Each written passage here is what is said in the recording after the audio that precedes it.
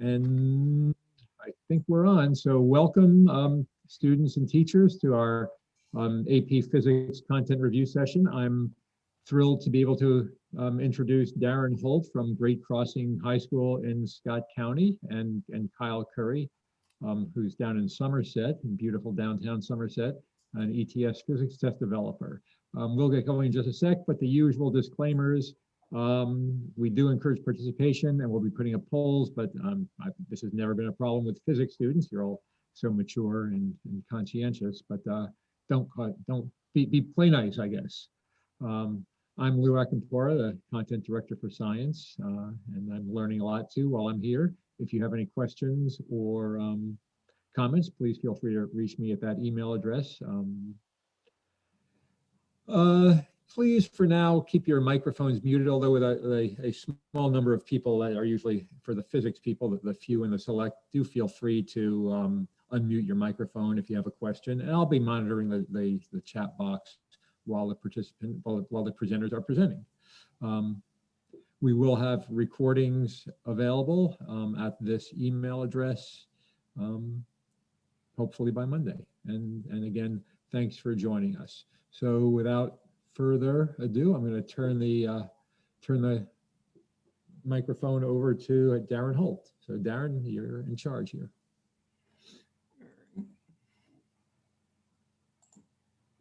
And I think we're doing simple harmonic motion. Yeah, this will be simple harmonic motion.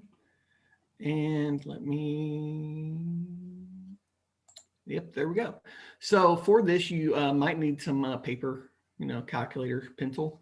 Right, if you're using a telephone to view the presentation, then if you turn it,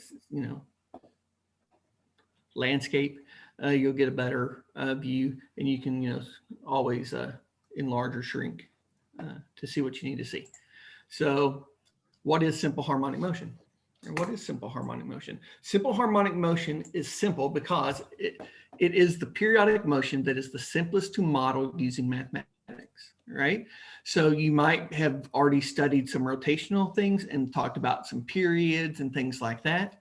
That's more complicated than simple harmonic motion, right? The simplest form is called simple harmonic motion. If an object exhibits simple harmonic motion, then the following properties have to be true. The net force on the object has to be directly proportional to the object's displacement from equilibrium. In other words, if you have an object that somewhere in its motion, there's a spot where there is a balanced force. There's no net force, which we all know is referred to as our equilibrium position. So if you have that, you must have that in order to have simple harmonic motion. There is a force on the object that is always directed towards equilibrium. In other words, if you displace an object from equilibrium, there has to be a force that's taking it back to equilibrium, right? That must be true. The object's motion can be modeled by a single sine or cosine graph, right? And the period of the motion is independent of the amplitude.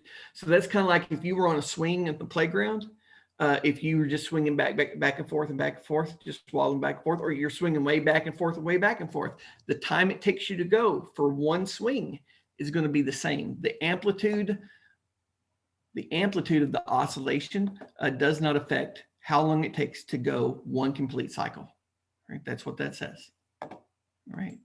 Now that we have that definition, let's look at the two most common types of harmonic motion that you would see in AP Physics 1. You have a spring that exerts a force on a block that obeys Hooke's law, right? This means that the spring exerts a force that is directly proportional to its displacement. In other words, right here, this block is at equilibrium. That's at equilibrium. Now, if I started to pull it back this way to the right, then the spring would pull the block against me to the left. If I took this and I tried to compress the spring would push back against me, right? The further that I stretch the spring, the more force that will be required for me to stretch it.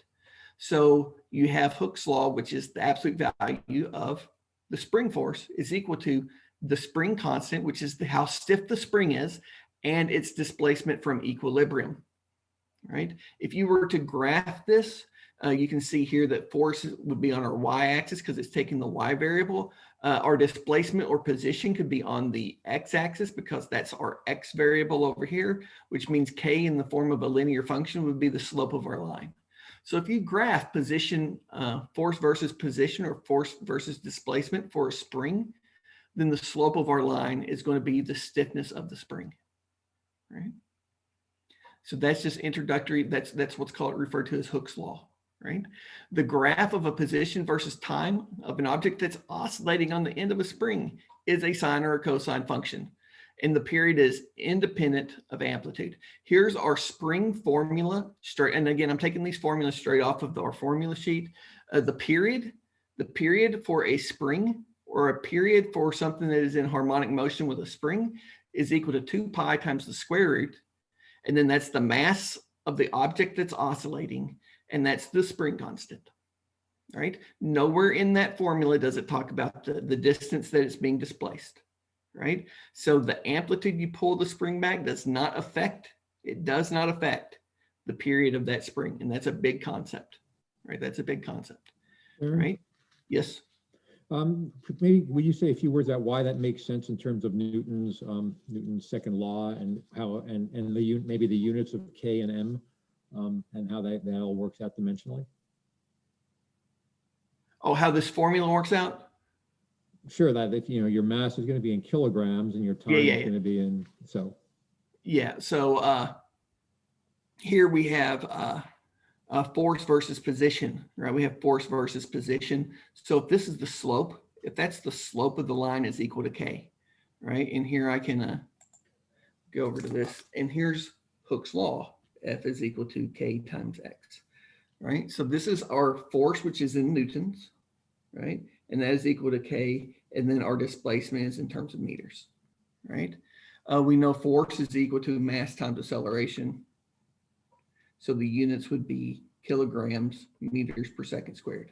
So this is kilogram times meters per second squared is equal to K, and then times meters, right? Yes. Mm-hmm. All right. So then if we took this and solved that for, let me see.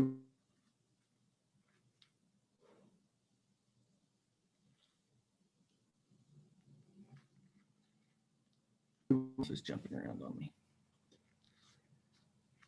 So yeah, you'll get K in units of kilograms per meter squared, right? Which makes perfect sense. Right. So here, again, you get K, solving for K, you divide by M, and you get kilograms divided by second squared. Which is weird, but a Newton per meter is more, that's equivalent to a Newton per meter. And then it works out in your formula as well. I was saying that. If you take this, and then this is mass divided by the spring constant. So this will be 2 pi, which is unitless, times the square root of mass, which is kilogram per second squared. Then you're dividing by a fraction, so you would invert and multiply. So this would be the same thing as 2 pi square root of kilogram times second squared over kilogram. Kilograms cancel. You take the square root of second squared, and you get a unit of seconds. Is it only science teachers who get a warm, fuzzy feeling when it works out that way? Yeah. All right, so there's how the unit, like the dimensional analysis of the units work out to get you the period in terms of seconds. The idea, the big idea here, period. Lose my mouse, which isn't good for old people. The period is going to go from here's a maximum, and there's a maximum. So we have two different things here. One's the hollow, not filled in dots, and then we have the solid filled in dots. And you can see that independent of the different amplitudes, they have the same period. And again, period is the time from a position in the curve to the same position in the curve, or a position in the motion back to the same position in motion. So that looks like this is starting off with a +1 for position, which meant we pulled the block back 1 meter. right? We pulled the block back 1 meter and then let it go, right? And then this one says, hey, we pulled the block back 0.5 meter, or like maybe this is 1 meter, we pulled it back 0.5 meter and let it go. But it did not affect the period of the motion, right? Pendulums are a little bit different, right? If you got a ball at the end of a string and it's bobbing back and forth, then it's actually swinging in circular motion, right? It's following a circular path, right? This represents the free body diagram. This represents the free body diagram that would be representative of that object that is attached to the string that's swinging back and forth, right? As the ball swings, it accelerates due to a component of the tension of the string that is along the diagonal. As long as the angle of the string with the vertical is small. In other words, what I did here is I just like trimmed off here and just looked at just.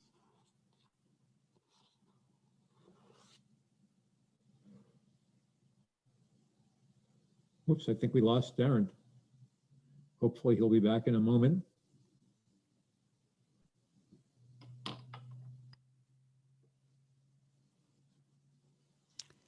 Hopefully all the students who are joining us today, hopefully they've had a chance to experience a little bit of simple harmonic motion in their classrooms. Hope that you found it to be a fantastic unit, because on the AP exam administration, there will be simple harmonic motion problems, and you will be asked to analyze the forces associated with simple harmonic motion.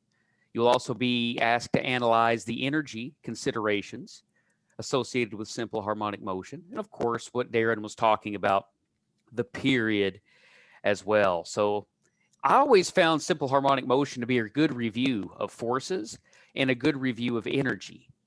Not necessarily a good review of kinematics, though. Why is it not a good review of kinematics? Can anyone tell me? You can unmute your mic. You can post it in the chat.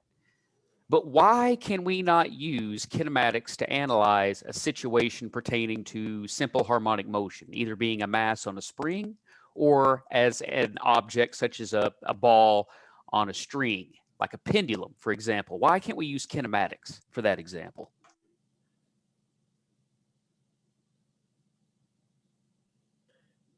I'm not positive where you're going, Kyle, but I'm going to venture a guess that, Hey, you're back. Hang on a sec. We're in the middle of a discussion that in simple harmonic motion, the acceleration is not constant, where most of our kinematics formulas in physics 1 refer to a constant acceleration. So exactly. That is the reason. That's exactly where I was going. Exactly. One for Mr. A. Okay, Darren, we're back. You're back.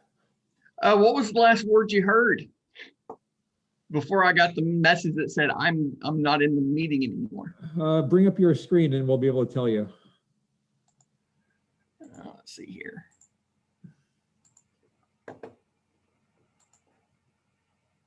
Yeah, we're talking about the independence of period on amplitude, and the fact that, yeah, you were doing a free body diagram for a pendulum.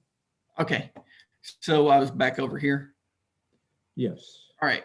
So as long as this angle stays small, right? So you have a component of gravity that's pulling this thing towards the center. As long as the angle is small, it would then qualify.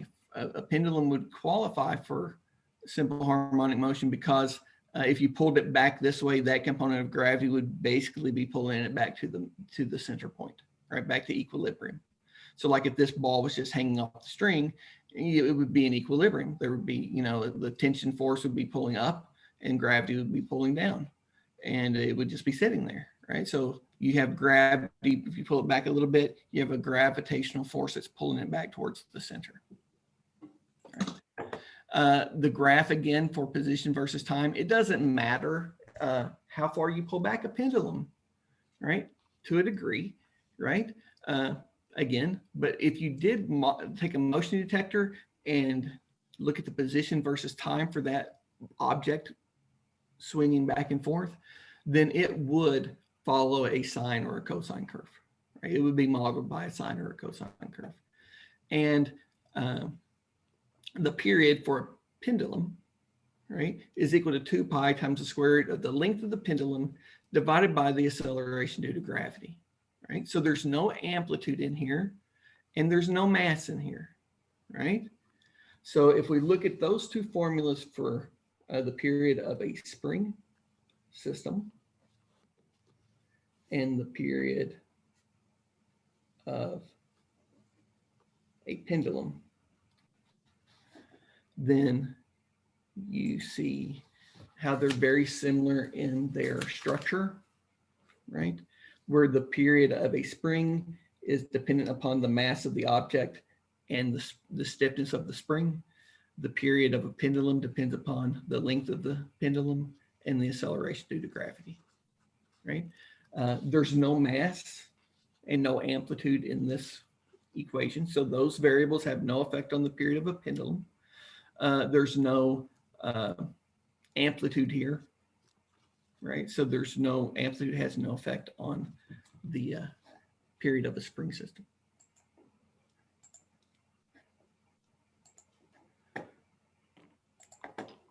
All right, so graphs of harmonic motion. We've already looked at, you could see a graph for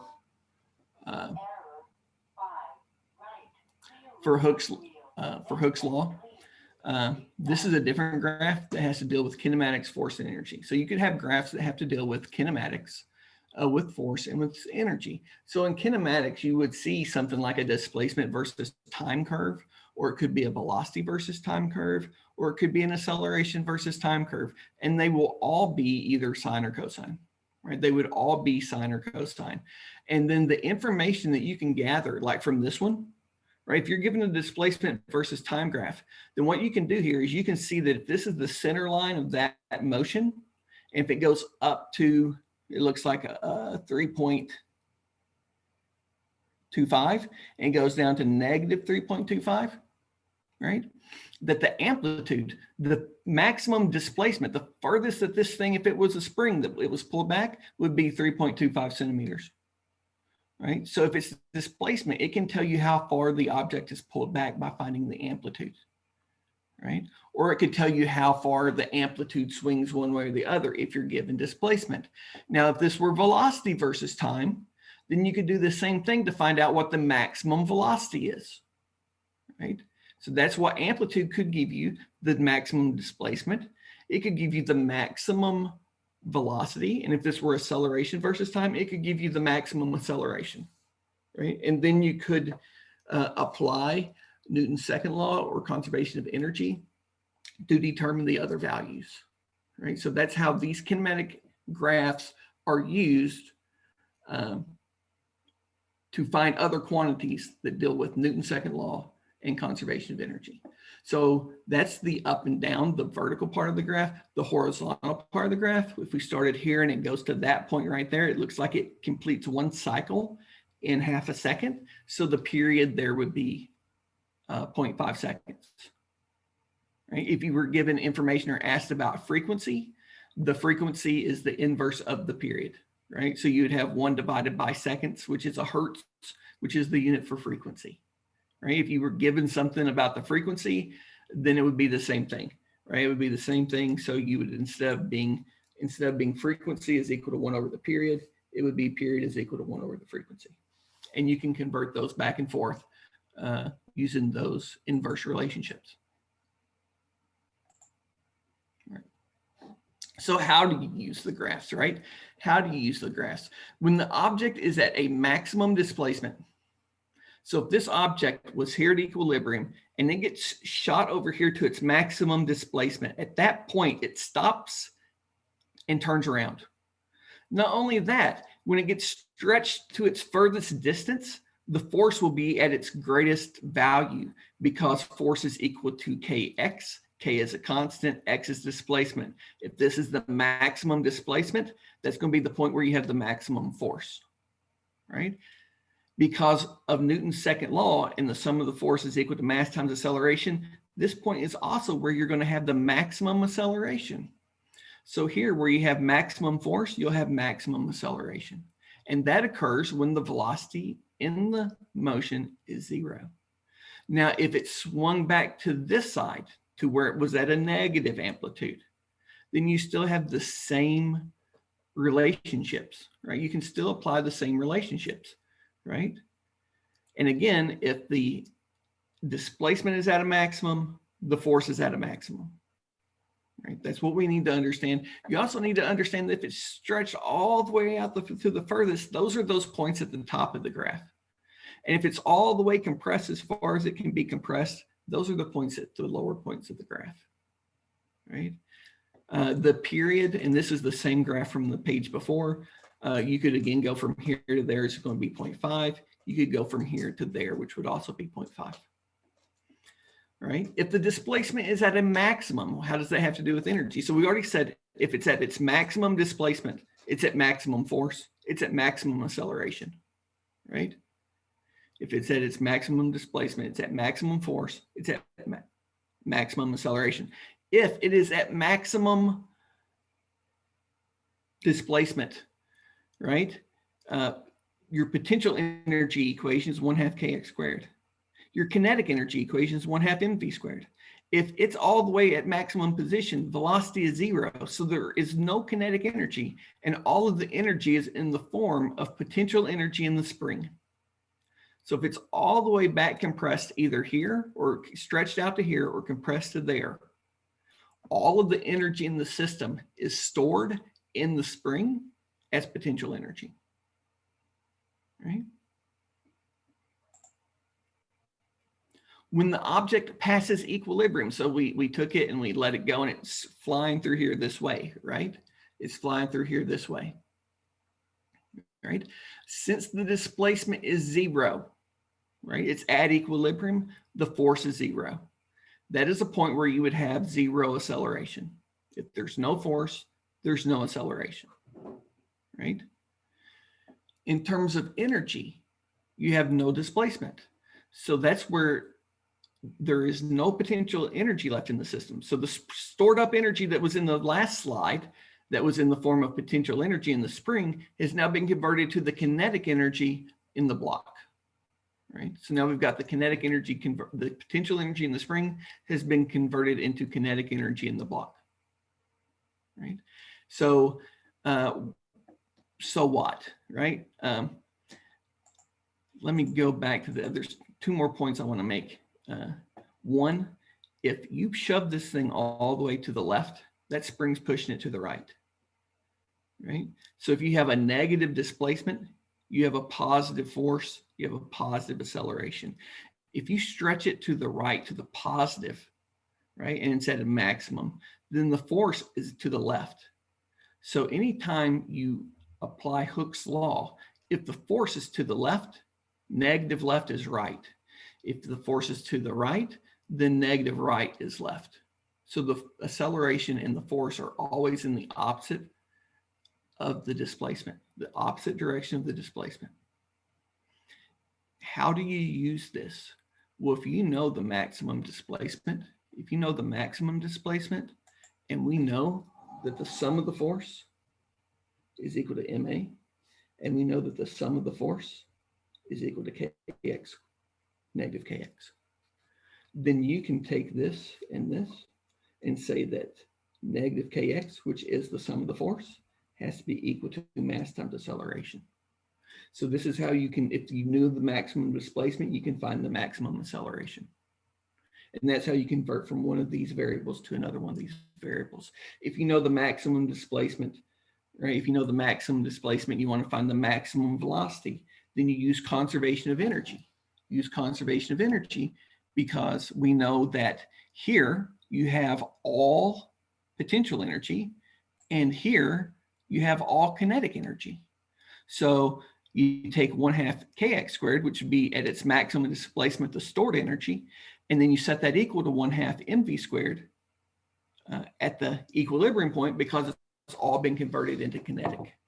And when you do that, you get an equation that looks like this. So when I guess if you said at max plus the K at max, right? So the different forms of energy at the maximum displacement, U at equilibrium plus K at equilibrium. Well, if it's at maximum, you have all potential, you have no kinetic. If you're at equilibrium, you have all kinetic, you have no potential. So 1/2 kx squared for potential equals to 1/2 mv squared for kinetic. And then you can convert from displacement to velocity. All right. So if they give you, if you're given a graph, right? If you're given a graph, you should be able to analyze it based upon like whether they give you the velocity or the position or the acceleration, and be able to work your way through using these ideas to say what would happen to the positions, the velocities, and the accelerations. All right. So that's as much as I know that I need to talk about, right? That's about as much as I need to talk about. So really, harmonic motion is encompassing a whole lot of concepts, right? In some simple scenarios, right? And it takes you back to that conservation unit. It takes you back to Newton's second law unit. So what I have now is some questions for you to try to answer, right? I have some questions for you to try to answer. And I have a poll set up. All right, so I'm gonna move my poll off so I can see this. So you have an object attached to a spring that's oscillating horizontally without losing mechanical energy. So it's vibrating back and forth, and it's telling me it's not losing mechanical energy. The displacement versus time graph for the object is shown above. Which of the following corresponds to the kinetic energy versus time graph over the same time interval? So this is one where you would have to translate from one piece of information, one model. So we're modeling here the position versus time, and you're trying to convert that to understand what's happening to the kinetic energy over time of that motion, right? So go ahead and try to decide which of the graphs below are kinetic energy versus time. Ooh, good question. So in essence, you want to take the derivative? If you take the derivative of position, what do you get? Velocity. Okay, then you would still have to relate velocity to kinetic energy. All right. Okay, that would be one way to get at it.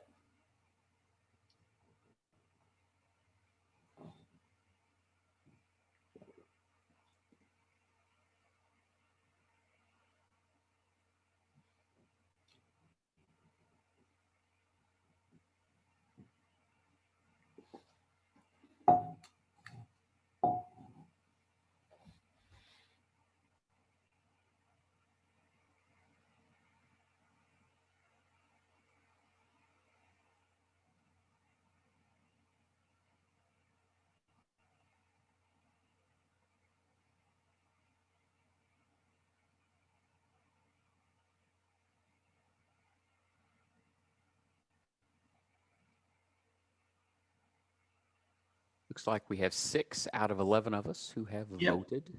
And we've run about 1 minute and 50 seconds since I said go. So I'm going to close this down, and I'm going to guess that if we had a letter D of I'm really not sure or I'm afraid to answer, that would probably fit into that category. I'm going to share the results with you. All right. So we are all over the board. All right. We're all over the board. So I'm going to try to talk you through how you could think about this type of question. They're asking me about kinetic energy. They're asking me about kinetic energy. So if I see a question on my test that's asking me about kinetic energy, then I'm really worried about 1/2 mv squared, right? I'm worried about 1/2 mv squared, right? And I have to take that position versus time graph and analyze it to determine the velocity so that I can determine the kinetic energy values, right? So if you're at this point right there, if you're at this point right here, that means you're at the maximum position. You're at maximum amplitude, right? You've pulled that thing back as far as it can go to the right, and you're about to let it go. Then you let it go, and it passes through equilibrium. Then it goes to the negative position to the left. Then it comes back to equilibrium. And then it goes all the way back to where it started from at the right. Okay. So what I want you to think about here is when it's pulled all the way back, what's the velocity? As it passes through the center, what's the velocity? When it goes all the way to the other side and goes to maximum amplitude, what happens to the velocity? When it passes through equilibrium, what happens to the velocity? And when it gets back to where it started from at maximum amplitude, what happens to the velocity? All right.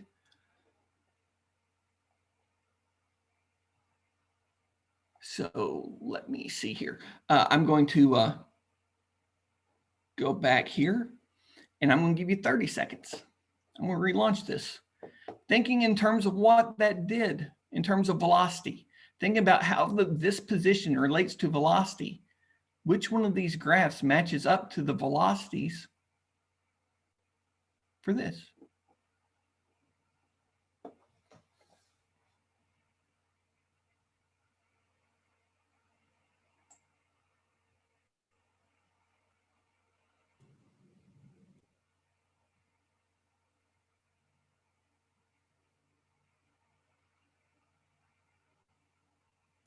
All right, I said 30 seconds. We've run 35. There we go. We got 6 again. I'm going to stop and I'm going to share the results.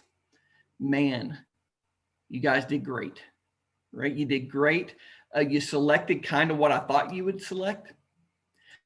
Now, if you have maximum displacement, your velocity is 0, right? So that means if you're all the way pulled back as far as it can go, that's 0. So we can't have a velocity here. We can't have kinetic energy. It stopped moving, right? So it can't be A, right? But it could be B because that starts at 0, and it could be D that starts at 0. When it goes to here, it is at maximum velocity.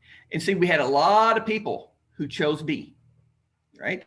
Because they said, well, the velocity is negative, and that is true. That is true. But if you look at the kinetic energy equation, you're squaring that negative, right? So energy is never going to be negative. This is kinetic energy. It's not going to be negative. You can't have less than 0 motion, right? So D is going to be your correct answer, just simply because you're squaring this to get that positive value, right?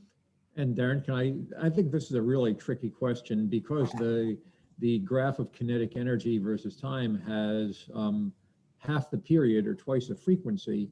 But a couple of things, most of us should realize that kinetic energy is 1/2 mv squared. And since mass can never be negative, and when you square velocity, regardless of what direction it's heading, it will always be positive.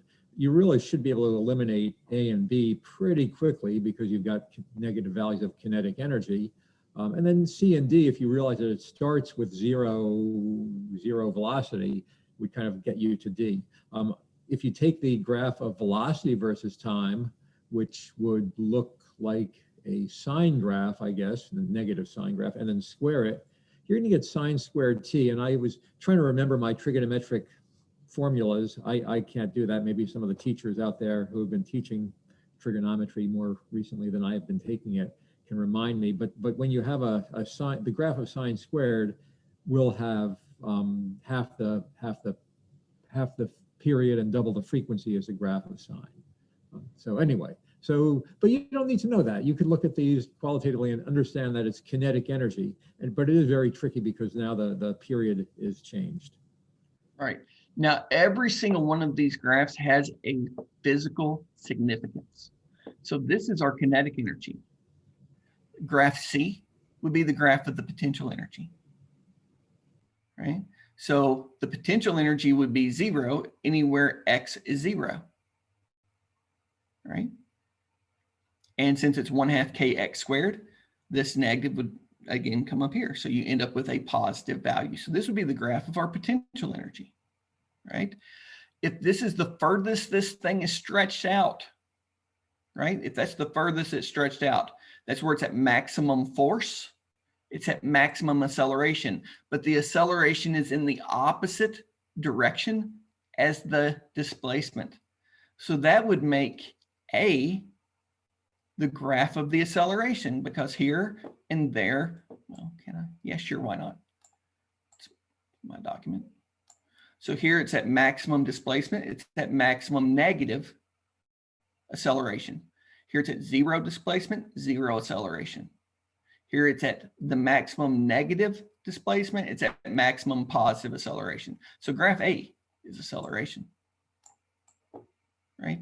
This graph is the graph of the velocity, right? So graph B is the graph of the velocity, because when you're all the way pulled back, you have zero, and here's your negative slope, right? There's your negative slope for the velocity. And then here we're negative from there to there.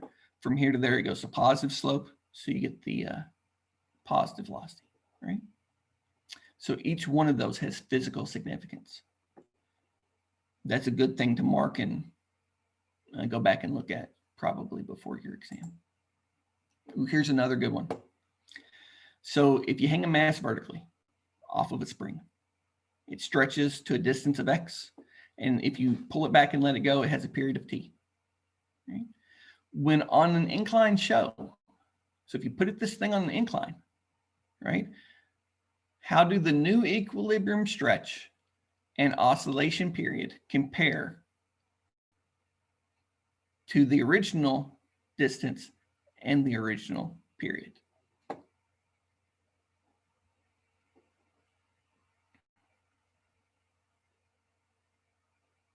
Right. So if I can stop sharing those other results, right? And I'm going to relaunch polling and give you a couple of minutes to try to think through that. Try to think of one of them at a time.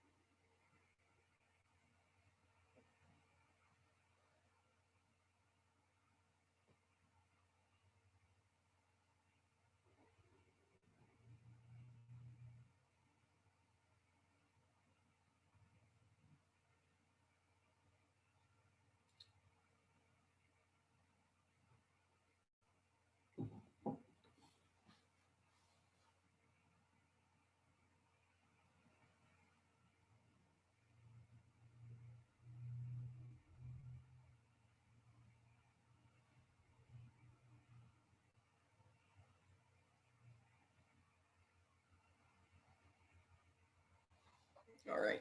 I said a minute 50, but I'm pretty sure we have. Now, Lou, if I look here, it says participants, there are 13. So are there 11 students, or does that include teachers? There are 11 people who are not the host or co-host.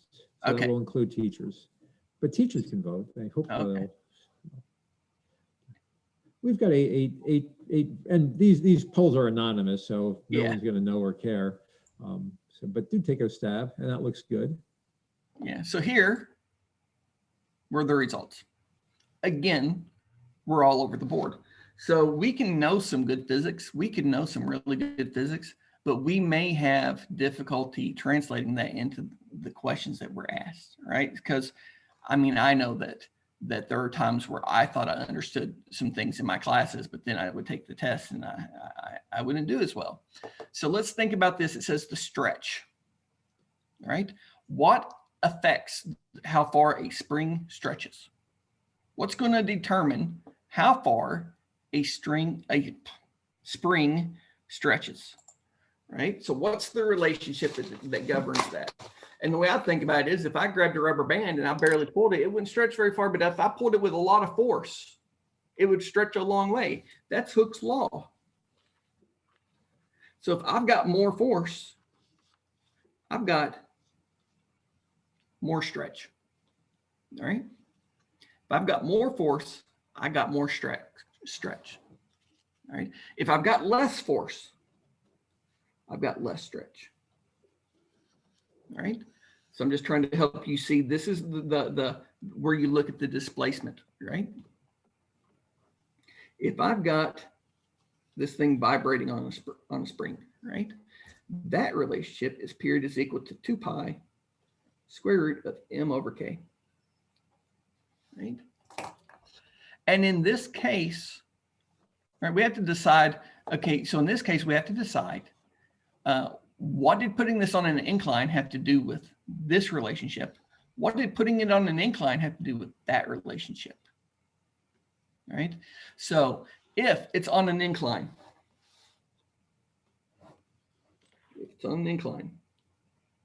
like that, then the force pulling this way is not the same as the force that was pulling it that way, right? Over here, I had the force of the spring had to be counterbalanced by mg. When I slap this thing on that incline, this force down the incline plane is mg sine theta, right? So by taking the sine of the angle into the account that this is no longer straight up and down, we've put it there. And of course, our normal force would be mg cosine theta, right? To break up that gravitational force. This is going to be less than this. And if you've got less force, it's going to be less stretch. So go back to and think about, it's asking me physically, conceptually to think about what's happening. And you have to really, it's really analyzing what's different about the pictures and what quantity is different because it's here. And if it's here, all the gravity's down. If it's here, only some of the gravity's pulling it, right? And Darren? Yes, sir. Let me jump in. So one trick I always learned is that since they don't give you an angle, and this works for this problem, but also massive sliding down ramps and things like that, is to think, what would happen if there were no angle? What would happen if this was a horizontal, here's my spring and thing. And in this case, pretty obviously, the equilibrium stretch would be 0. So the stretch would be 0, but it really wouldn't change. And it's not so obvious why it wouldn't change the time, the period, but at least that would let you eliminate option C and D here. So, and you know, this is probably something you can do whenever you see, you know, let's bring this to the extreme and say, what happens if there is no angle? And that would work pretty well here. In terms of this oscillation, this is a unique way to ask something that is a classic test question. And that would be, what would happen if we took this thing and we took it to the moon, right? Or we took it to a different planet that had a different amount of gravitational force. What would happen to the period? And if we look at this relationship, right? Gravitational force has nothing to do with the period of a spring, right? It's not the period of a oscillating spring is not affected by gravitational force. So if I took it to Mars or Jupiter or Saturn, yeah, it would still have the same period. If I put it on an inclined plane where there's a different gravitational force, it's not going to affect the period at all. All right. Now, if it were a pendulum, right? If it were a pendulum and you took it to a different planet, right? If it were a pendulum and you took it to a different planet, right? Then that period again is 2 pi square root of L over G. And G would be different on a different planet, probably. And in that case, the period would change, depending upon how the gravity changed. Right. Yeah, all right. Nice. Right. Ooh. An oscillator consists of a block of mass M and a spring constant K. The graph of the position as a function of time for the oscillator is shown. Right? So let's be very important. Like, this is something I learned from a really good friend of mine. If they give you a graph, you're going to have to use that graph. All right. So you got to figure out, like, what does do the graphs and images have to do with how you would answer the question, right? A second oscillator consists of an identical block, right, of mass m and a spring of force constant 4K. If the second oscillator has the same total energy as the first, which of the following graphs displays the position as a function of time for the second oscillator? So the masses stay the same. The spring constant increases. They have the same total energy.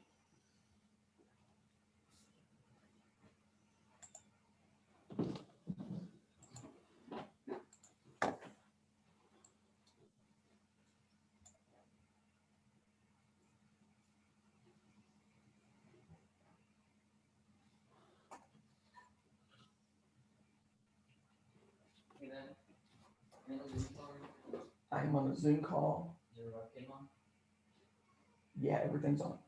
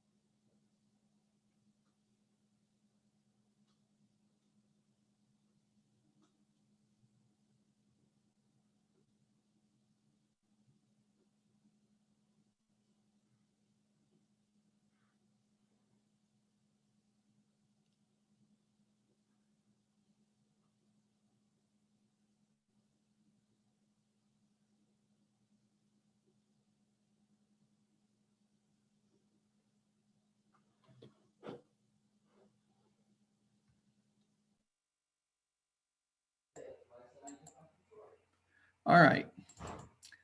So let's see here. Oopsie. I just blocked up my whole screen. I'm going to end the polling and I'm going to share the results with you. And we got a bunch of A's, right? And we got a bunch of B's, right? I can live with that, right? I can live with that, right? So if you combine these two answers, you get the actual answer to the question. So let's look at what's different, right? Let's look at what's different. We went from K to 4K and the masses stayed the same, right? So with that being known, if we go to period, let's answer the part about the period. The period is equal to 2 pi square root of m over k. We've kept the mass the same, but now we've made this 4K, right? We've made that 4K. So the difference here is we've quadrupled that value, which if you take the square root of that, it's 1/2, right? So what has happened by making that spring constant greater, it's going to apply more force to the block. It's going to take less time for it to go back and forth, because if the spring is stiffer, it's going to apply more force, right? That's one way to think about it. In my head, that makes the most sense, that a stiffer spring is going to apply more force. So it's going to make the time get less conceptually. So here we had the same period, right? Here we have half the period. Here we have half the period. And here we have 1/4 the period, right? So here the period was 8. Here the period's 4. Here the period's 4.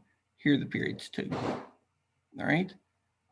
So what happens here is, because it's a square root, it's going to take half of the period. The period's going to be half. So it's either B or C by looking at period. Right? Then you have to decide what's going to happen to the amplitude. Is it going to stay the same, or is it going to get less? right? So then you can look at the relationship for potential energy, because this thing said, again, the same total energy.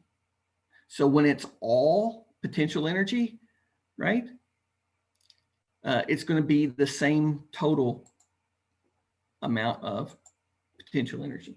So potential energy is equal to 1/2 kx squared. For this energy to be the same in both cases, right? If you take this and you multiply it by 4, and you have to end up with the same answer, then this is going to have to be half as much. Because then when you square half, you get 1/4, and that cancels out and gets you back to the original energy, right? Or you could set up a relationship like K1, or I guess K times x squared and 1/2 4k times x squared. And see that if these are going to be the same, if this is 4 times as much here, this has got to be half as much there. So the one that has half the amplitude, this has an amplitude of 2, that has an amplitude of 1. So the correct answer is C. And let me pull back up my polling. And that's the one we didn't answer, right? So if anything, this is what I'm going to, again, try to get at, is when you see this is a typical multiple choice question kind of a thing. Think about what kind of relationships are going on, what information is given here, right? And you're trying to say, how does this change affect the relationship that I'm asked to analyze? So that's why when it said the same total energy, I'm looking at like what's going to happen to the energy equation. If it says that this right here, and I'm trying to analyze the graph, well, I mean, it didn't tell me to analyze the graph for period, right? But what information can you draw from this graph? You can draw the amplitude and you can draw the period. That's the information that you can draw from the graph, right? And you should be able to see that they've changed the periods and they've changed the amplitudes. And you have to pick out which part is going to impact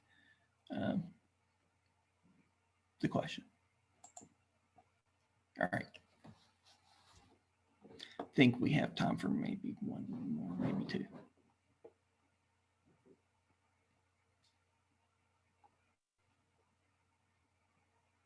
My bad, Lou. I needed a multiple choice poll.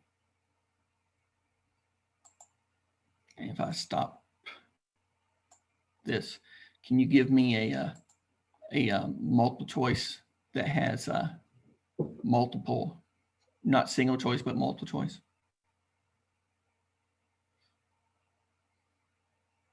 I'll see what I can do, but you might just have to put them in the chat box. Gotcha.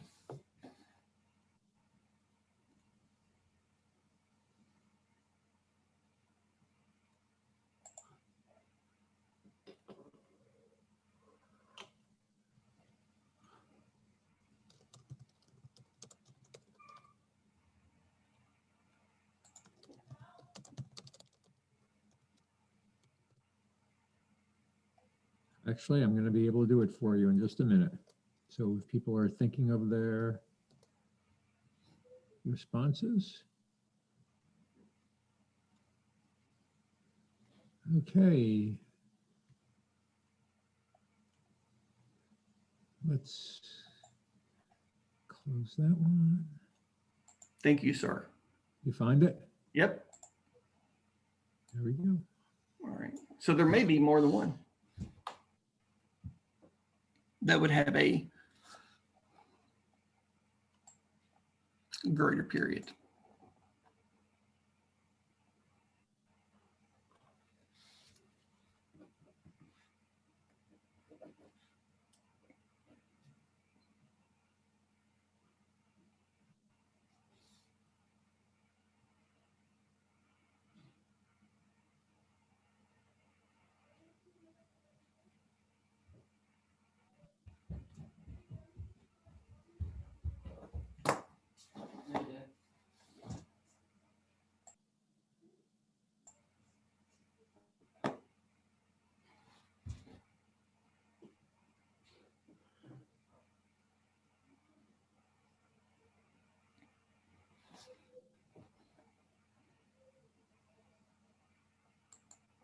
So this could even be like more of like a free response type thing where you would have to choose things and then justify, right? So choose things and then justify based upon relationships. Or it could be one of those multiple select or choose twos, right? However, I'm looking at this, and if I read a question on my exam, right? I want to ask myself, what is this question asking me to find? What is this question asking me to find? And what is the relationship that determines what I'm being asked to find? Right? Right? What relationship are they asking me to find? Right? And they're asking me to find the period of a pendulum. So the first thing I would do is write down that equation, period of a pendulum. What variables impact the period of a pendulum? Length and gravity. In the problem, they give me length and mass, right? Mass is not gravity, right? So the only thing that I can answer about is the length. If the pendulums are the same length, they're going to have the same period, right? If I look at the relationship, as the length gets bigger, the period gets bigger. As the length gets smaller, the period gets smaller. So if I want to select the ones that will have a greater period, it's the ones that will be longer. And the only choice for that is C. And again, we did okay with that because most of us had C as a choice, right? I guess that was kind of tricky, right? But I did want to make sure that we looked at and analyzed. Because if it were like a free response type question, it could be like, here's 3 different choices, select which ones have an impact and explain why. Or it could be even like explain why the other ones don't have an impact, right? So like, why does mass not have an effect? If you increase the mass, you increase the gravitational force. So why doesn't it have an effect? Because you've also increased the inertia of the ball. So they counter each other out, and the period stays the same. So that means that if I got on a swing at the playground and you got on the same swing at the playground, we would swing back and forth at the same amount of time because our sizes don't matter. And how far we would pull back, like swing, doesn't matter. Darren, I think our hour is just about up Yes, now, sir. so that's a good place to take a short break and get something to drink and maybe use the restroom. I'm going to pause the recording and we'll start this up in about 5 minutes. So we'll hopefully see you all in a little bit. And welcome back, students and teachers. Our second hour today will be presented by Mr. Curry, an ETS test developer. So he will have so listen to the pearls of wisdom that will be cascading ever so freely from his ruby red lips as he gives you some hints on the AP physics exam. So Kyle, go ahead and take it away. Hello, good morning. Hopefully everyone that is listening this morning and whenever you're accessing this video at a future time is doing phenomenally well. Hello, hello, hello. And we are going to take a look at one of, in my opinion, the most interesting topics in AP Physics 1, and that is this idea of rotational motion. Now, here is where things are going to get a little bit tricky today. Potentially, you have not started studying this topic yet in AP Physics because it is March and we still have a little bit more time left before we enter the review phase of getting prepared for the official AP Physics exam. So I did come prepared with some multiple choice questions, and I did come prepared with some assessment items that we want to look at, but it might behoove us quite a bit to do a review of where we've come from up to this point and then connect that to rotational motion, because honestly, If you can get out of your head that rotational motion is a completely different topic, is a completely different set of concepts that you have to learn, and you understand that rotational motion is essentially what you've already done up to this point, then this entire unit becomes a whole lot easier for you. Now, a couple of caveats that I do want to kind of throw out there for everyone who is live with us this morning is I like interactivity. I want you to participate in the chat. I want you to unmute your mic, and I want you to interact with me, whether you are a student, whether you are Lou, whether you are an educator, or whether you are someone else in this meeting who I have no idea who you are. I want you to interact with me, and I want you to interact with each other, because that is what is going to keep this next hour as entertaining and as engaging as possible. So please, please, please, please, please, I encourage you to be as interactive as possible. I'm monitoring the chat window as we speak. I'm monitoring the participants on my other screen as we speak. So please interact if you can. But don't turn your cameras on. I don't want to see you. Just want to hear you. Go ahead, As Lou. if the physics weren't entertaining enough. Exactly. We're just going to take number 10. We're going to crank that up to number 11. So with that said, I'm going to attempt to switch my camera, and we're going to talk a little bit about where we've come from in AP Physics, and then connect that to rotational motion. So hopefully, after I turn this virtual background off, you will be able to see my paper here. Isn't that amazing? It's like magic. Whoa, whoa, it's magic. Let me turn this off because the lighting's actually a little bit better here. So you started AP Physics 1 learning about this idea called linear motion. Linear motion. And I am sorry that if you can't see this very well, I can't get this camera to zoom in anymore than what's already being shown, but I'll try my best to write as large as possible. Linear motion, it's the same thing as translational motion. What is translational motion? It occurs when we have some type of object, maybe it's some type of block. This block has a mass m, and that block is going to move in a straight line. And as it moves in a straight line, it is going to go from some type of initial position. It's going to end up at some type of final position. Now, none of us are Loki. None of us are the Doctor from Doctor Who. None of us are Nightcrawler from the X-Men series. For us to go from one position to another position, it is going to take a certain amount of time. And if we are able to move from one position to another position and it takes a certain amount of time, we are going to have with that some type of association of speed, or the rate at which we travel a particular distance. And if we are considering the direction also that we are traveling, and we consider the displacement from where we started to where we ended, then this distance from here to here is also a displacement.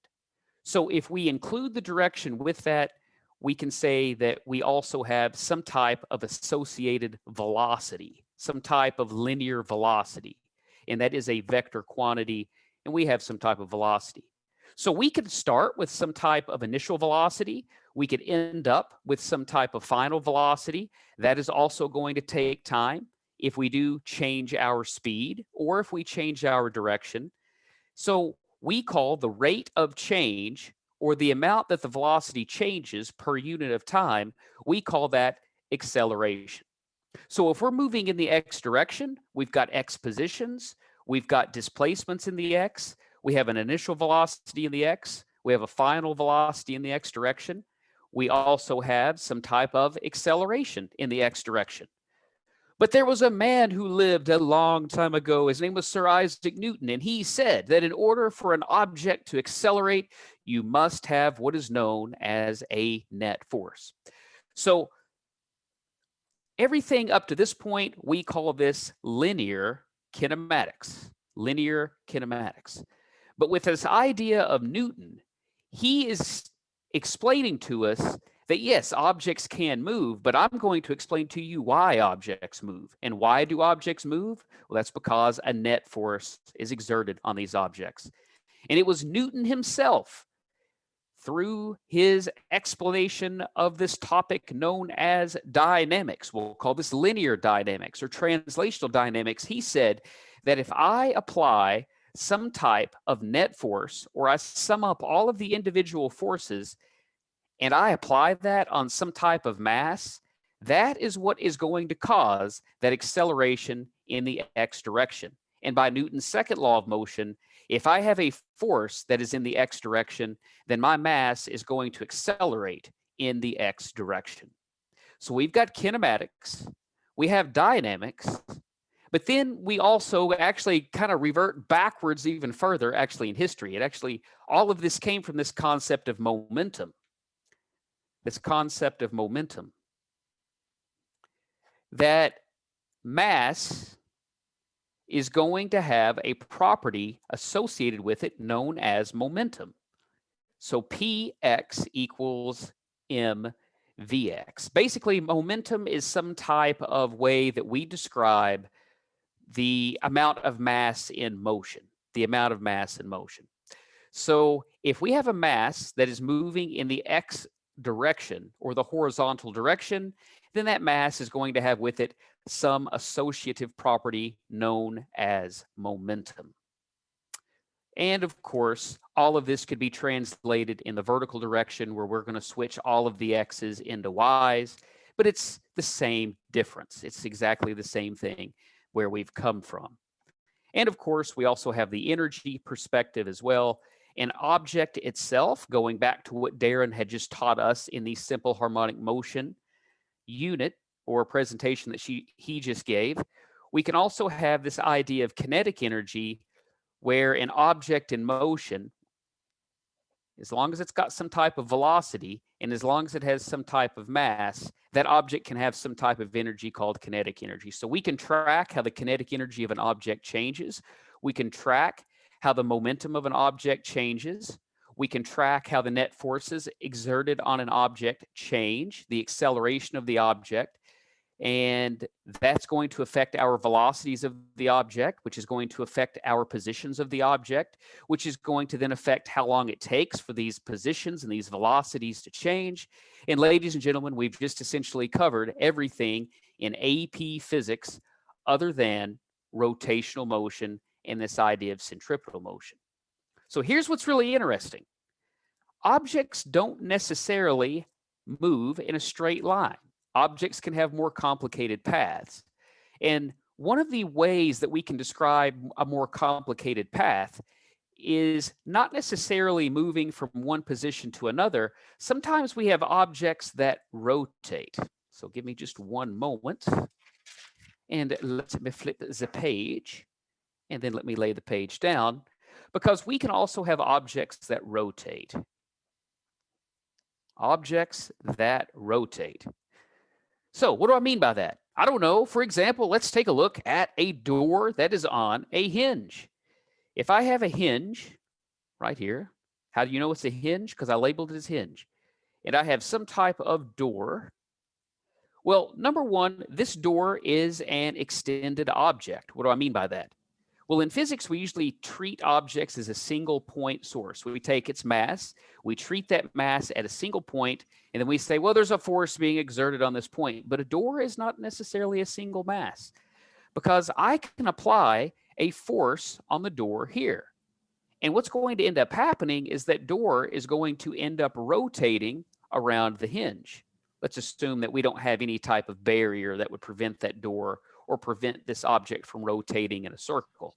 But I could also apply a force there, and that object would rotate around the hinge. I could apply a force here, and the door would still rotate around the hinge. So in rotational motion, we're going to be covering the same things that we did with linear motion or translational motion, but in the concept of not measuring the position x of an object, but we can actually measure the angle that an object moves. For example, if an object starts here and then later the edge of the object is here, Well, we've covered some type of angle theta. So it is sometimes easier to describe the position of an object, not necessarily in terms of x and y coordinates, but in terms of how much angle did this object rotate after we exerted a force on it. Well, we can start from some type of initial angle. We can end up at some type of final angle, and it's going to take time to travel from one angle to another angle. And as you can imagine, not only can we have angular positions, we can also describe how quickly we covered this displaced angle or this displacement angle. And we can do that by having some type of initial velocity, some type of final velocity. But we can also change these velocities as well, these angular velocities, because we can increase the rate at which we are, how do I want to say this? We can increase the rate at which we are traveling a certain angle per unit of time. And that gets us into this idea of an angular acceleration. So we use theta for angular position, we use omega for angular velocity, and then we use alpha for this idea of angular acceleration.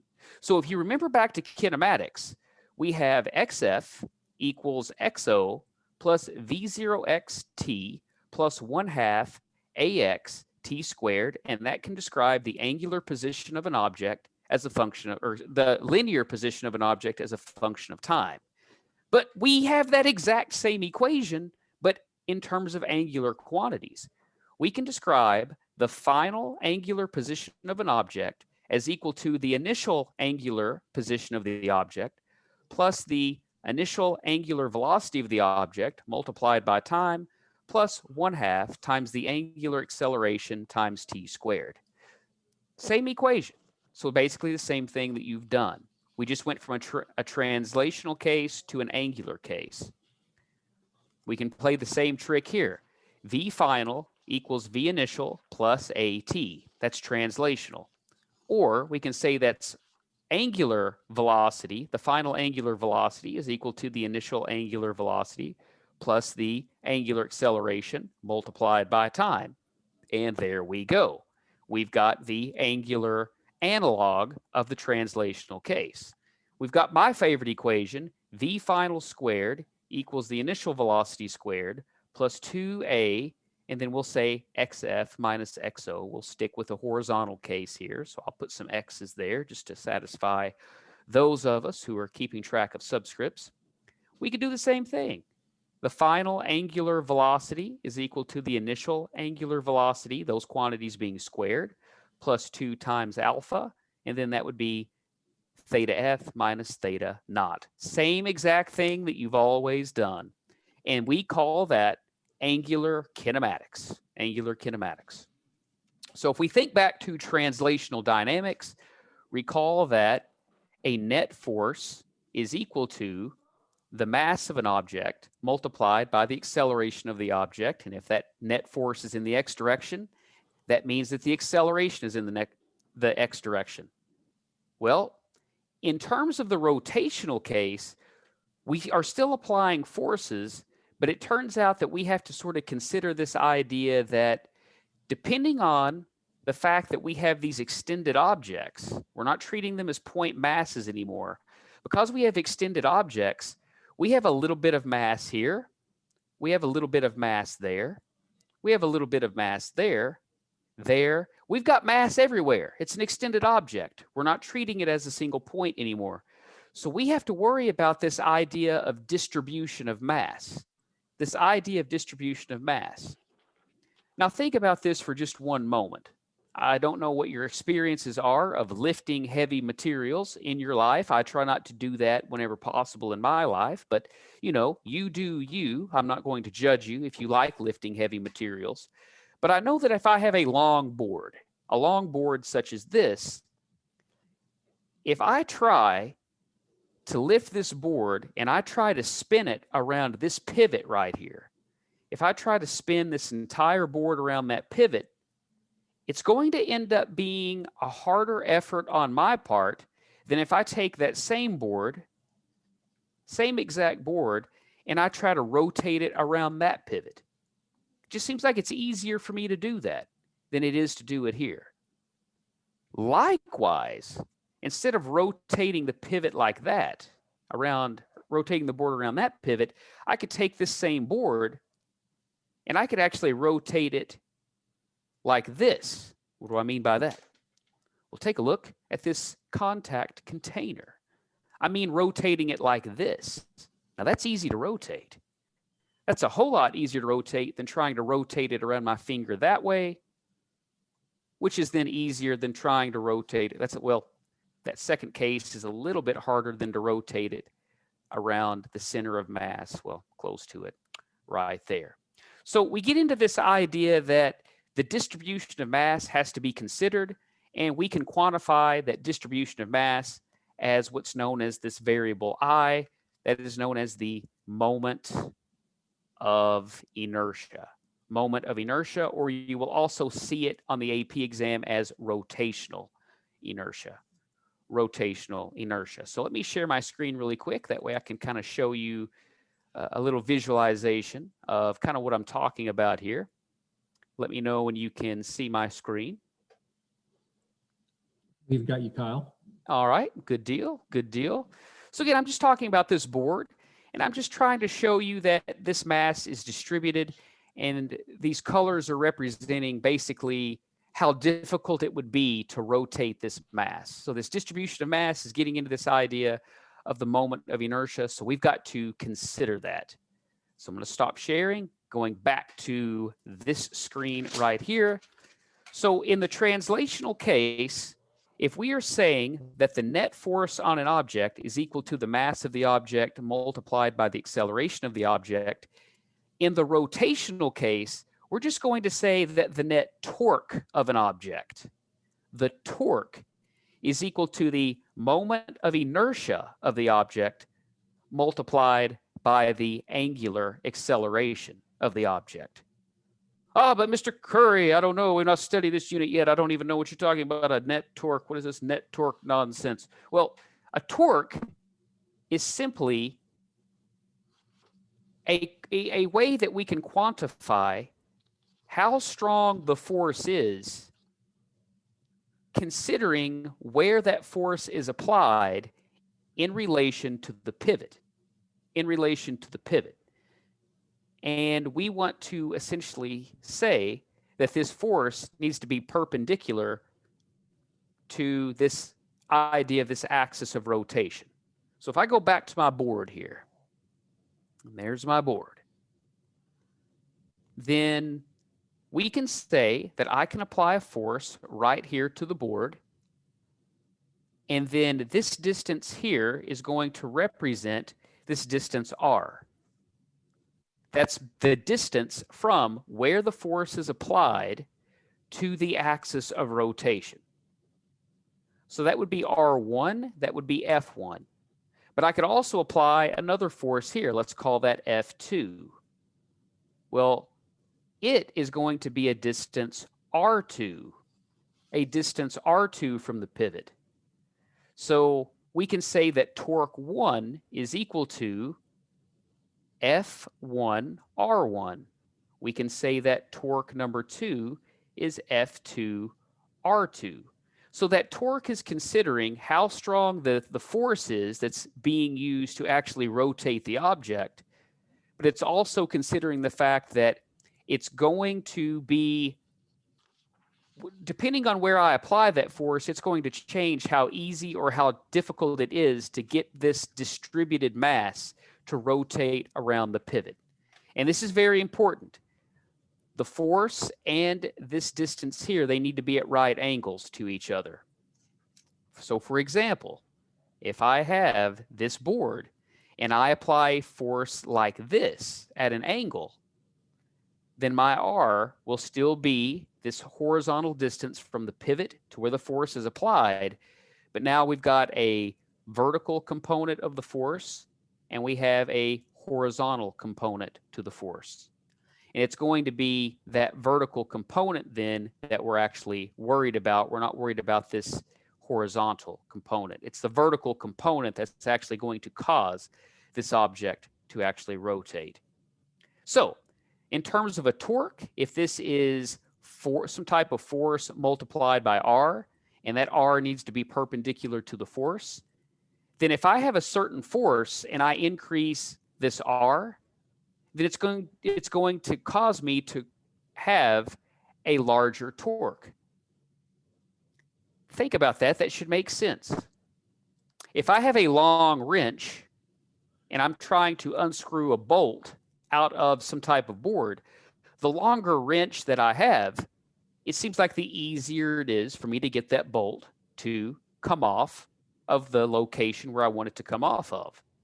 Or likewise, if you have a very small wrench and you're trying to get the same bolt off, you've got a very small R, so you end up having to apply a very large force in order to get the bolt off. So, Kyle, yes, I'm willing to bet that most of us have been on the seesaw with someone who didn't weigh exactly what they did. Yeah, so you want to elaborate on that a little bit, Lou? Well, I can't really, well, maybe I can. So yes, if you've ever had I'm sure most of you have had the experience where I would go to a seesaw and let me figure out how to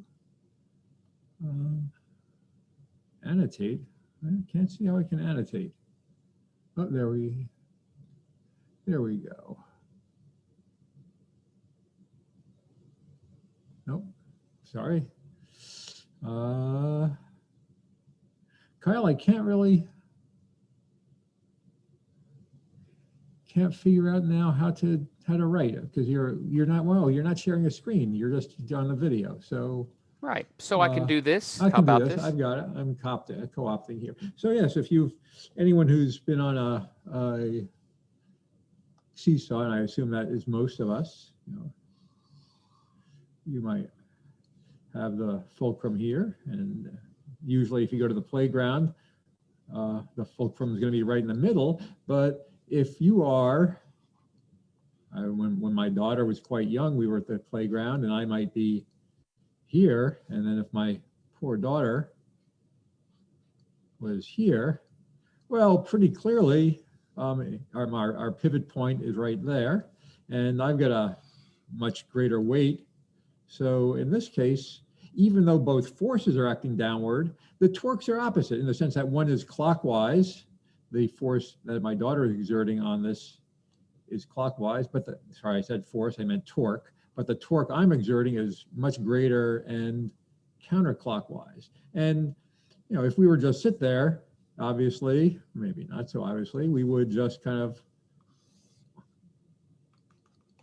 sit like this. But how could I even things up a little bit is to move myself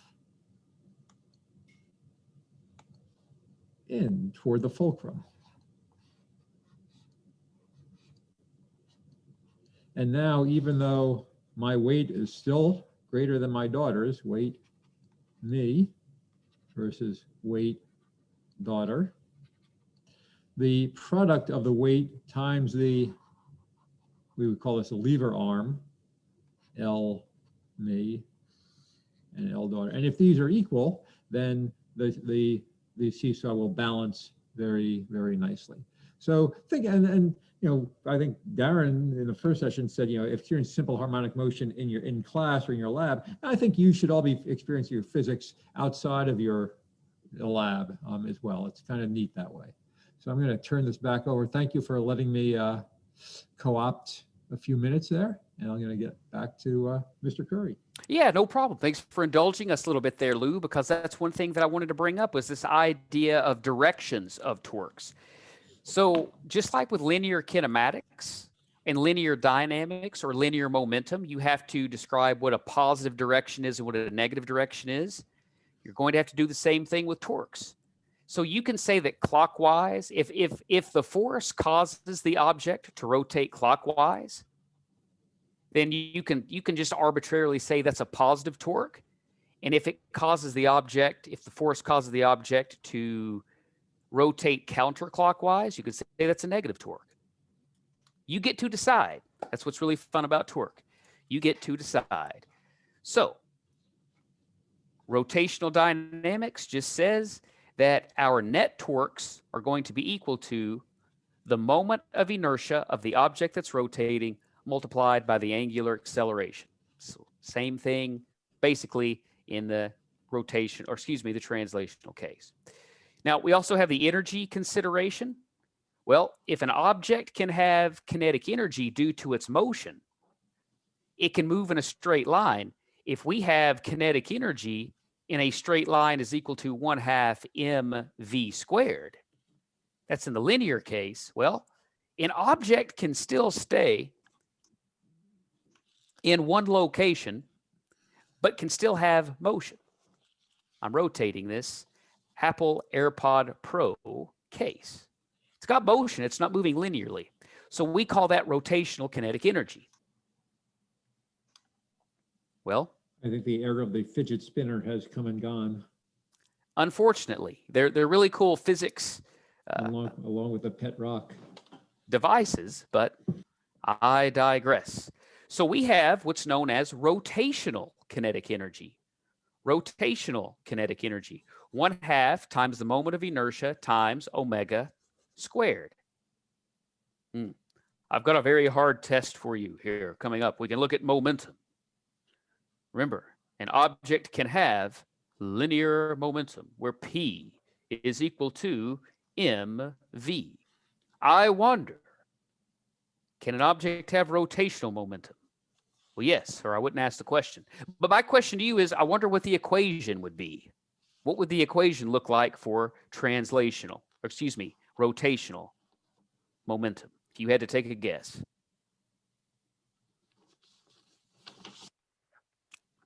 I'll give you the first variable. It's an L, because the word momentum is related to the letter L. That should be obvious to each of us. But instead of mass, what are we going to put here? Moment of inertia. Yes, there we go. We got some voices. I love this. Indeed. Instead of V, what are we going to put? Omega.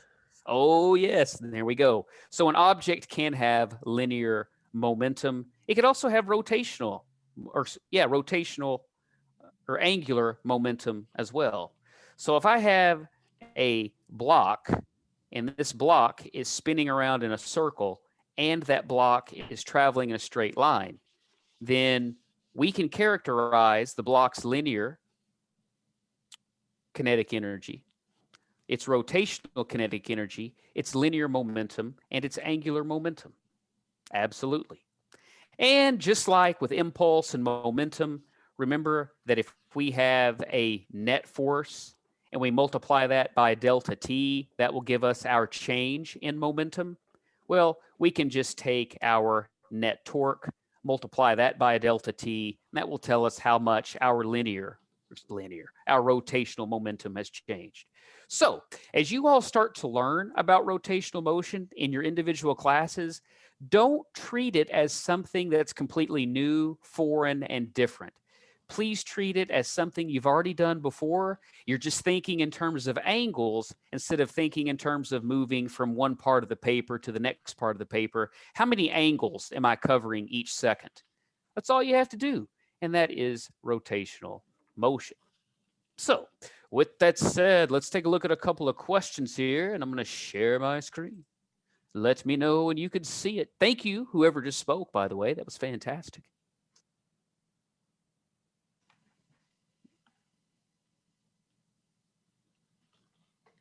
Still waiting on your screen, Kyle. You're still waiting on the screen. Are we still waiting on the screen? Yes. Are we still waiting on the screen? I don't. All I see is your feed. There we go. Now what about now? Are we waiting on? Now you're looking good. Don't say that, Lou. I'm going to get a big head. Okay, so first and foremost, I haven't really seen a released new version of the AP Physics 1 exam equation sheet now that they've removed electrostatics, electric circuits, and waves from the exam. But I will tell you that they do indeed provide you with the equations that pertain to angular kinematics, rotational dynamics, and then rotational momentum, as well as this idea of rotational kinetic energy. Those will be provided to you on the exam. So I wanted to just show you that these equations, they're going to be here for you. Don't try to memorize them unless you want to. Okay, so let's take a look at a couple of questions. And I have a disclaimer for everyone that is listening, by the way. These are questions from the Personal Progress Checks question bank on the AP Classroom platform. These questions are used for formative assessment purposes only. These are the property of the College Board. These are not meant to be used for grading purposes, and these are not considered to be secured questions. But we don't want to share these questions out with anyone willy-nilly on the internet. That's why I did not share this document with you. But you and your teachers can explore these personal progress checks through the AP Classroom platform as needed, because these are to help you get prepared for the AP Physics exam. So let's take a look here at this following scenario. We got a group of students. They must conduct an experiment to determine how the location of an applied force on a classroom door affects the rotational motion of the door. The rotational inertia of the door about its hinges is known, and the initial angular velocity of the door is 0. So question 1 is basically asking, okay, you've got this scenario, you are trying to design an experiment, and which of the following is going to list the measuring devices that students need to take the measurements necessary to determine this relationship between the net torque on a door and the change in the angular velocity of the door? Justify your selection. So essentially, you're asked to design an experimental procedure. You need to let us know in this multiple choice question, which measuring devices do you need in order to collect the data necessary to determine this relationship? OMG, Mr. Curry, I've never done this experiment before. I have no idea how to start this. We've not even studied this unit before. My teacher didn't teach me this. My teacher's such a bad teacher. I'm going to fail this question. I'm going to fail this exam. Don't say that to yourself, because that's silly. That's absolutely silly. So let's go to an equation. Let's draw out our situation and let's reason through this. You may have never studied this before, but you know what? We have a brain, and that gray matter is going to allow us to think through this. So going back here, let's draw our situation. We have a door that's connected to a hinge. Well, I can draw that. Shouldn't be a problem. Here is my door. Here is my hinge. And then the question tells me that I know what the moment of inertia of the door is. So I'm just going to write this down up here. I know I. Moment of inertia is I. I also know that the initial angular velocity of the door is 0. Okay, so these students, they want to determine the relationship between the net torque. So I need to know stuff about torque, the net torque applied to a door, and the change in angular velocity. That's kind of weird. The change in the angular velocity, So I'll put that down here. Okay, so what causes a net torque? Anybody want to kind of venture out there? Go ahead. Unbalanced torque. Aha, I got to have an unbalanced torque. Hey, question to you, Eduardo. I hope I said your name right. Yeah. Okay. How do I make a torque? How do I cause a torque? What was it? I have to remember. Hold on. Oh crap. Think of it this way. Unbalanced force. That's all I remember. Yeah, of course. Yes, go. No, go ahead and say that again. Sorry. Yes, go ahead. An unbalanced force? Number 1, you got to have a force. So yes, I have to apply a force to this door. Everyone who's ever opened a door has done this. Of course. Okay, so what else do I need to produce a torque, to know about the torque? I've got my force there. Good deal. A force does cause a torque. But what else does a torque consider? Radius. Aha, radius. Now be careful though. Aha, yeah. I tried it. tell my students not to use the word radius because, yeah, that's true. It is going to make a circle. This is a radius. But in this case, I like that R to be what I call the lever length or radial distance or distance from the axis of rotation. So yes, of course. Okay, so I've got a force, I've got an R. So I know that torque is equal to R perpendicular multiplied by force. Now, do I have an equation on my equation sheet that has torque on it that relates angular velocity in some way?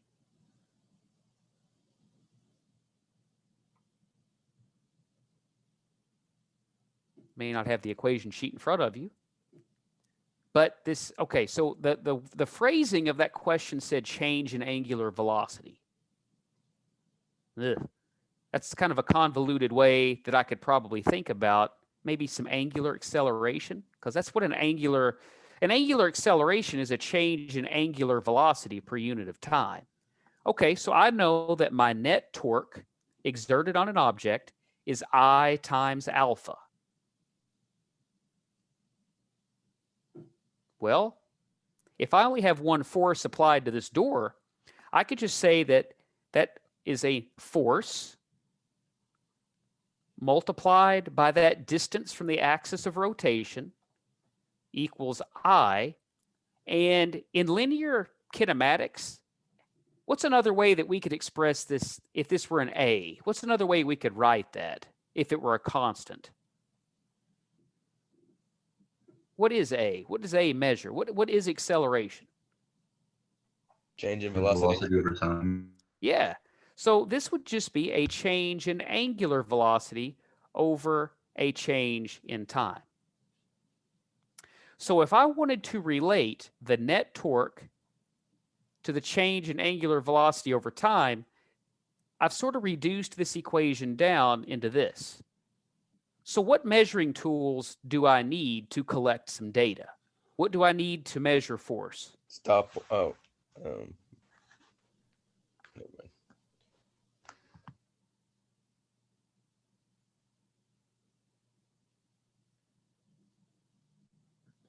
Well, how about a spring scale? Spring scale, that works for me. Spring scale, maybe a force probe. Okay. Doesn't seem very fair to use a force probe.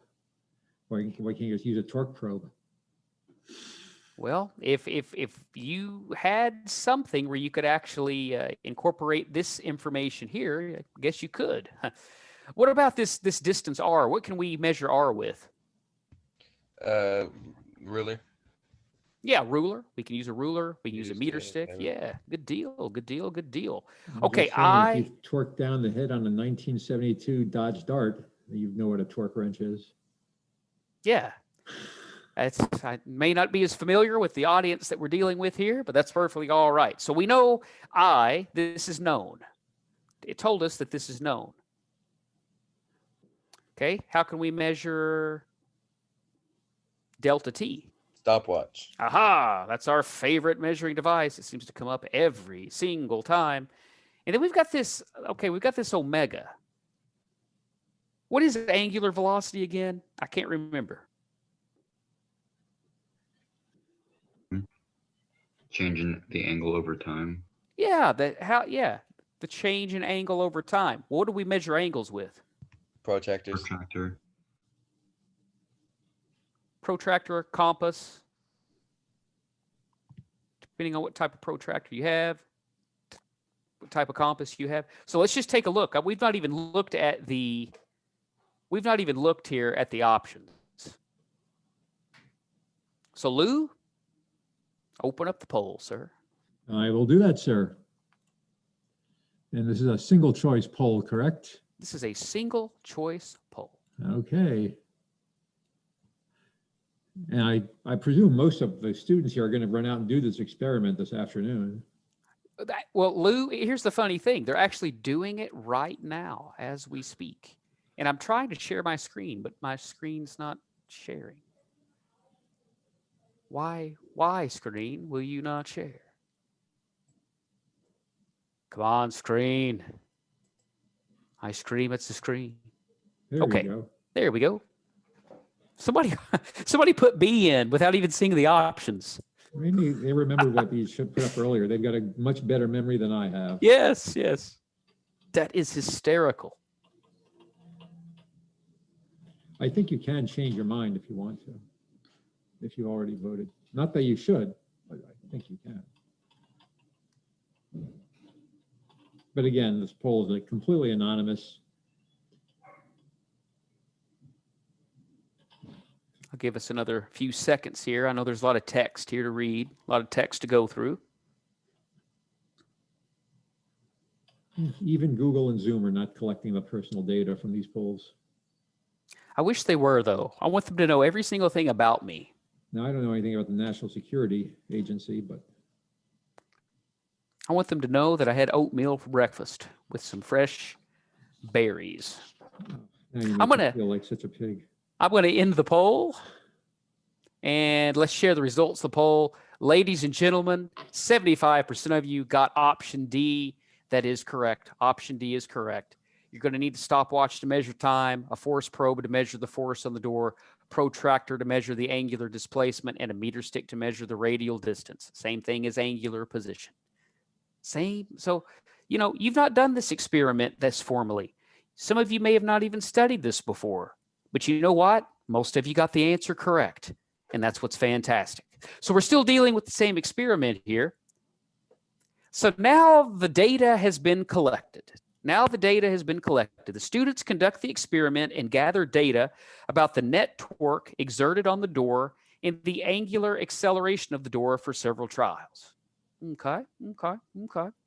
They create a graph of the door's angular acceleration as a function of the net torque, and then they sketch a best fit line through the data. How can the students analyze the data to determine the rotational inertia of the door about its hinges? Wait a minute, I thought you told me that the rotational inertia was known. Well, it is known, but we collected data, so maybe we can use that data to verify if it's actually known. So thank you, Lou. I was actually about to draw this on my page, so I'm actually going to stop sharing my screen here. Look at us collaborating together. And hopefully you can see this. Yes, you can. Like a well-oiled machine. Oh, man, talk about a well-oiled machine. That would really reduce the amount of force that we need if we wanted something to rotate around an axis of rotation. We really would reduce the amount of net torque needed. Okay, so this item says that we've created a graph. We're creating a graph, we're creating a graph, we're creating a graph. Okay, there's my graph. Of the door's angular acceleration as a function of the net torque. So alpha, it was going to be placed on the y-axis. And we're going to place the net torque on the x-axis. Question, you don't see any data here. No data table has been provided. No information has been provided to you as the person taking the exam. Do we have an equation, though, that relates net torque to angular acceleration? Yes. Oh, okay. Yes, we do. And what is that equation? Torque equals the moment of inertia times angular acceleration. Oh, okay. Well, folks, you've already learned in your math classes that graphs come from equations, or graphs come from data, and equations can be used to describe data. So the net torque is I times alpha. Now, the way that this equation is already shown from the equation sheet is we've got torque as a function of alpha. But these students have created a graph of alpha as a function of net torque. So how about we get alpha by itself, because that's our y-axis variable, and then our x-axis variable is the net torque. So let's just get that together. So we have alpha equals the net torque divided by I. Net torque is divided by I. Well, that can be rewritten in another way, which, oh, by the way, this is interesting. How is alpha related to the net torque? How are those two variables related in terms of the relationship? Directly proportional. They're directly proportional. So even though you haven't seen any data plotted on this graph, what type of data should this graph have? Linear. Should be linear. Exactly. Fantastic. So we know that we're going to have a linear relationship. Gotcha. So I can rewrite this equation as alpha equals 1 over I multiplied by the net torque. Now, why is it helpful to rewrite the equation in this way?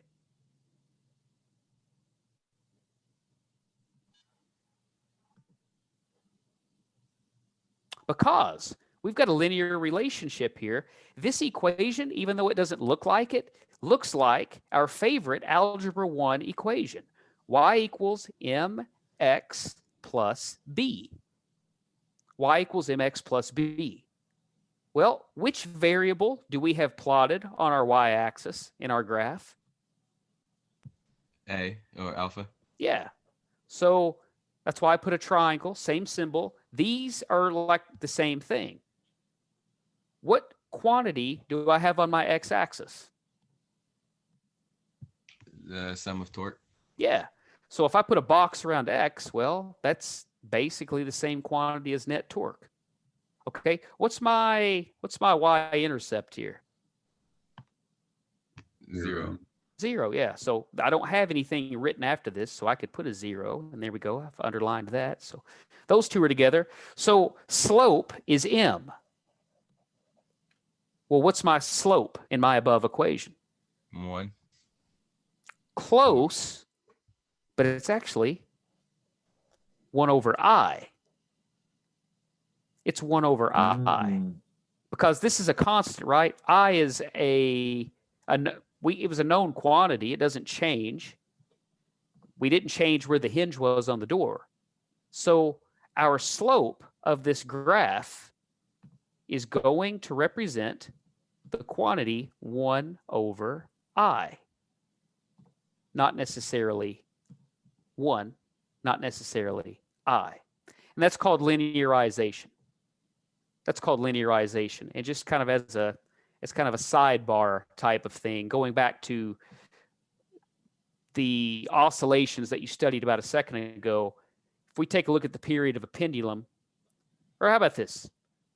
We'll do the period of a mass on a spring, square root, that's 2 pi square root of m over k.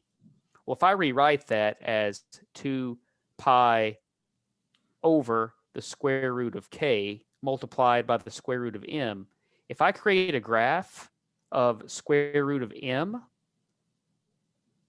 and then ts on the y-axis, then that becomes my variable on the y-axis. This becomes my x-axis variable. Then this whole quantity ends up being my slope. So my slope would be equal to 2 pi over the square root of k. Again, that's called linearization. So that's a nice little trick for us. So if I go back and share my screen, I know that seemed to be very unrelated, but I promise you that linearization typically shows up on these AP exams. So I just wanted to kind of throw that in there while we were talking about it. We're not even going to take a poll here. How can a student then analyze the data to determine the rotational inertia of the door about its hinges? We don't even have to do a poll. You tell me, what is the answer? B. B. Determine the inverse of the slope of the best fit line. Most people would have probably chosen A. Kind of like sort of what we were doing when somebody said the slope was 1. They forgot to factor in that 1 was being divided by the I. So again, you've answered another question, probably not even studied a lot about rotational inertia. Let's look here at this one. I know we've only got a few minutes left, but let's take a look here. Oh no, it's an angular acceleration versus time graph. Well, guys, girls, everyone, think of this as just as an acceleration time graph. You've done these. You've done thousands of these. You've done millions of these. A point on the edge of a disk rotates around the center of a disk with an initial angular velocity of 3 radians per second, and it's clockwise. The graph shows the angular acceleration as a function of time. The positive direction is considered to be counterclockwise. So this is interesting. We've got an initial angular velocity of 3 radians per second clockwise, but the positive direction is counterclockwise. All frictional forces are considered to be negligible. Which of the following graphs qualitatively represents the angular velocity omega of the point on the disk as a function of time between 0 and 2 seconds? So just like with kinematics, how you went from an acceleration time graph to a velocity time graph, we can go from an angular velocity time graph, an angular acceleration time graph to an angular velocity time graph. So let's just do that. So first and foremost, we've got angular velocity plotted on the y-axis. First question, do we have an initial angular velocity or not?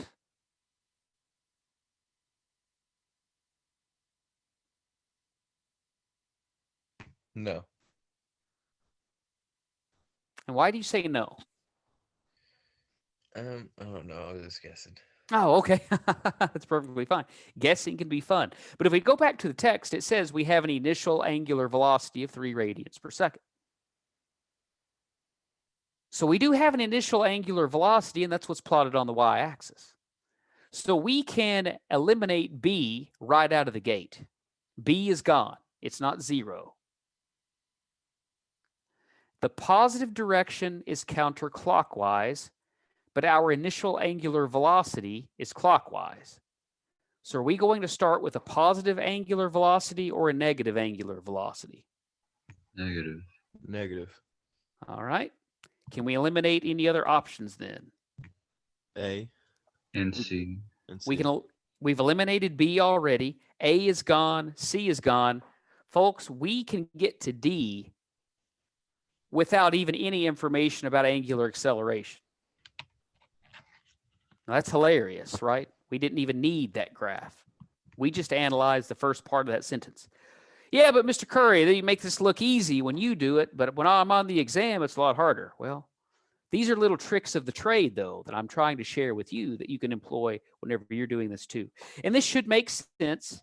We've got a negative angular velocity, but we've got a positive angular acceleration. So it's like the angular acceleration is trying to change the angular velocity to become more positive. So if you start out with a negative angular velocity and the angular acceleration is trying to change the angular velocity to become more positive, then that means that the angular velocity should get closer to 0, or the disk should slow down as it's rotating. It will eventually stop. And because the angular acceleration is still positive and is wanting it to continue to be more positive and is trying to cause it to be more positive, it's then going to increase its angular velocity and it's going to speed up how quickly it rotates about its center of axis. What's Lou trying to show us? Oh, he is just indicating some times there. So let's do one more question. Let's do one more. And check this guy out. What is the angular displacement of the point after 10 seconds? What is the angular displacement of the point after 10 seconds? What's the linear version of this? If this were linear kinematics, what would be the question that would be asked here? Just regular displacement. Aha, of course. So we're doing the same old thing here, the same old song and dance. Well, let's jump to an equation. This is kind of a kinematics question. You make sure that we can actually see my screen here. I know that it's 1 minute. We did get started 2-3 minutes late, so sorry for keeping you 1 minute late. Okay, get that in focus here. Angular displacement, well, I've got an angular kinematic equation that I could use. We've got some information about time, so let's use one that's time.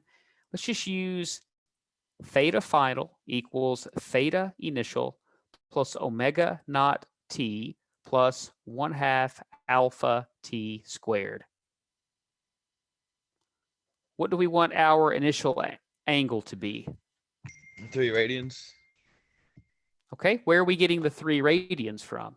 from, it said the initial angular velocity was 3 radians. It did say that the initial angular velocity was 3 radians.